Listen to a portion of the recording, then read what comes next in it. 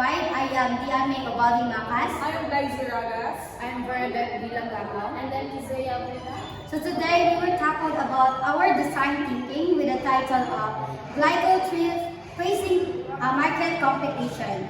So let's start with empathize. So nowadays, thrift clothes are popular in the Philippines mainly due to the influence of surplus portrayed by Filipinos. So we all know that Filipino is love stylish design when it comes to thrifted. Filipino likes to buy affordable things, especially when it comes to clothes. So that's why Glyze up to start a business in thrifted clothing. Her thrifted clothing collection represents a fusion of sophistication and style inspired by thrift clothing. So we will proceed to define. Glycol Thrift faces challenges from bigger thrift stores and online platforms, as well as limited marketing budgets. To stand out, the business can focus on offering unique products, building strong local connections through events and partnerships, and using social media like Instagram and TikTok to increase visibility. Offering loyalty programs, seasonal sales, and personalized experiences can help keep customers coming back. So, creating online presence through an e-commerce website or third-party platforms can expand reach by highlighting its unique story, sustainability efforts, and providing a great in-store experience. Glycol Thrifts can effectively compete in the market. So, Glycol Thrifts can indeed boost the confidence of the teenager Filipino students for several reasons.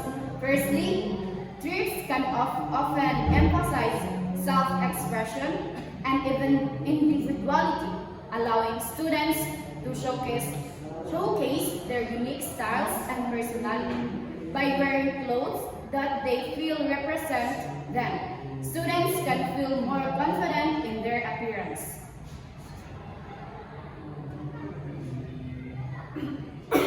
So hi everyone. Ideate.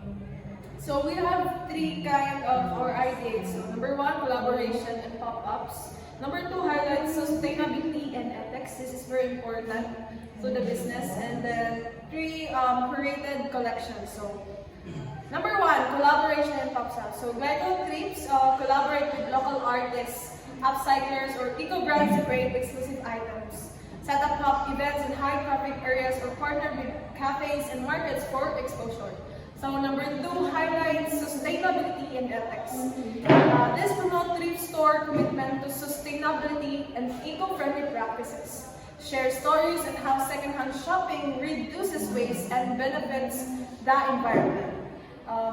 And create content that educates customers about the impact of fashion versus thrifting. So number three, curated collections.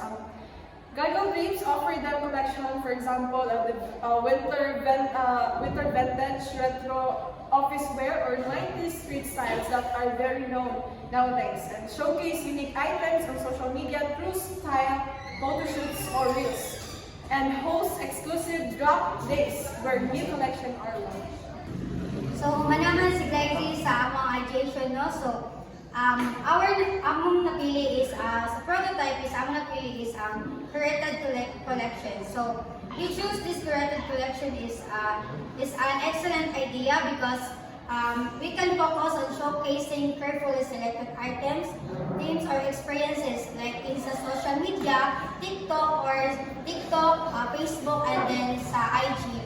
So si Glyze is gina-post yun niya iyang mga iyang products sa through social media.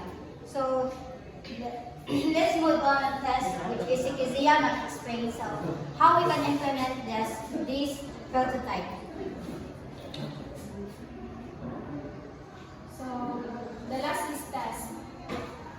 So to the market, Glycol Thrift marketplace. So first is define brand. So focus on sustainability, affordability, and uniqueness.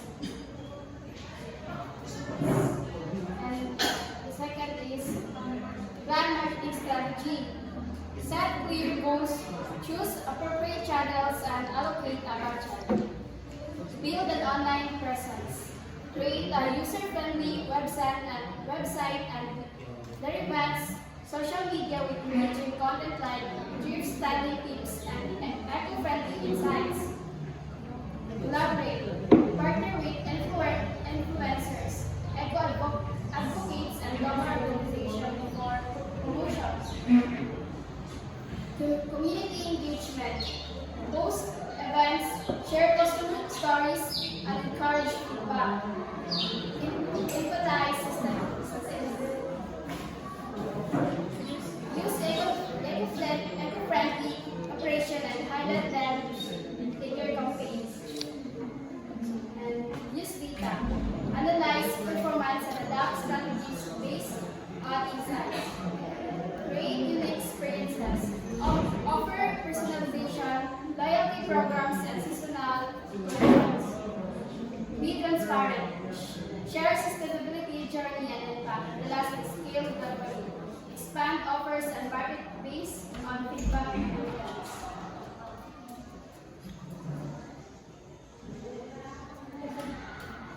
Conclusion. In conclusion, curated collections serve as an ideal prototype for creating a distinctive and impactful experience. By focusing on carefully selected items, themes, or experiences, this approach not only highlights quality and expertise, but also builds a stronger connection with the target audience, whether for e-commerce, lifestyle branding, or cultural storytelling. This model emphasizes intentionality and trust, making it a powerful to stand out in competitive landscape. That's all. Thank you.